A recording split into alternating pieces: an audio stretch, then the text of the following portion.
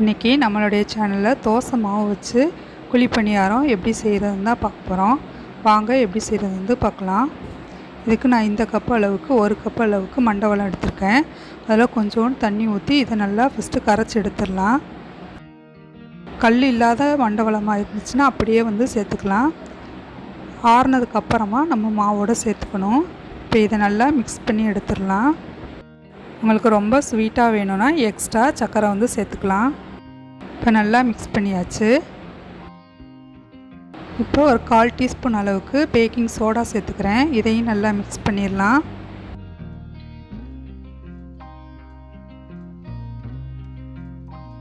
இப்போ மாவு நல்லா மிக்ஸ் பண்ணதுக்கப்புறமா ஆப்பச்சட்டியை வச்சுட்டு நெய் சேர்த்துக்கிறேன். எல்லா குழியிலையும் நெய் வேணால் நெய் சேர்த்துக்கோங்க, எண்ணெய் வேணால் எண்ணெய் சேர்த்துக்கலாம், நம்மளுடைய இஷ்டம்தான். இப்போ நெய் எல்லாம் உருகுனதுக்கப்புறமா நம்ம மாவை ஊற்றி சுட்டெடுத்தால் நம்மளுடைய ஸ்வீட் பணியாரம் ரெடி ஆகிடும். இப்போ நம்ம வீட்டில் மாவு தான் புளிச்சு போச்சுன்னா இந்த மாதிரி செஞ்சோம்னா ரொம்ப நல்லாயிருக்கும். புளிச்ச மாவில் தோசை சுட்டாலும் நமக்கு பிடிக்காது. அதனால் இந்த மாதிரி ஸ்வீட் பணியாரம் சுட்டு சாப்பிட்டா நல்லாயிருக்கும். என்னோடய வீடியோ உங்களுக்கு பிடிச்சிருந்தா ரசான்ஸ் ஹோமுக்கு சப்ஸ்கிரைப் பண்ணுங்கள்.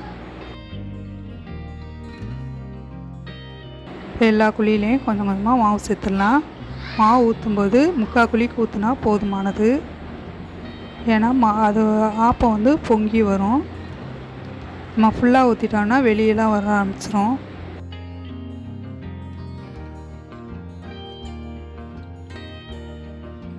இப்போ ஒரு 1 சைடு வெந்துருச்சு.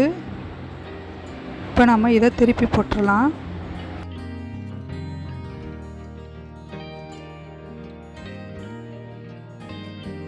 இதை திருப்பி போட்டு இன்னொரு சைடும் வேக வச்சு எடுத்தால் நம்மளுடைய ஸ்வீட் குழி பணியாரம் ரெடி ஆகிடும்.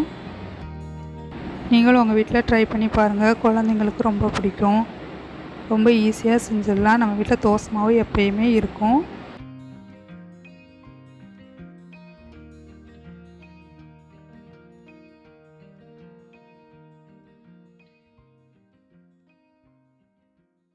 இப்போ எல்லாத்தையும் திருப்பி போட்டாச்சு. இப்போ இன்னொரு சைடும் வேக வச்சு எடுத்தோம்னா நம்மளுடைய குழி பணியாரம் ரெடி ஆகிடும். நீங்களும் வீட்டில் ட்ரை பண்ணி பார்த்துட்டு எப்படி வந்துச்சுன்னு மறக்காமல் உங்களுடைய கருத்துக்களை கமெண்டில் சொல்லுங்கள்.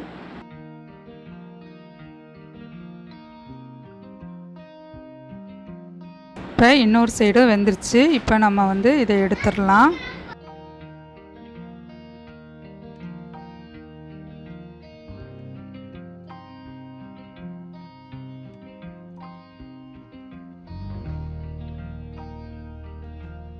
இப்போ பாருங்கள் எவ்வளோ சாஃப்டாக இருக்குது பாருங்கள். நீங்களும் உங்கள் வீட்டில் கட்டாயம் ட்ரை பண்ணி பாருங்கள்.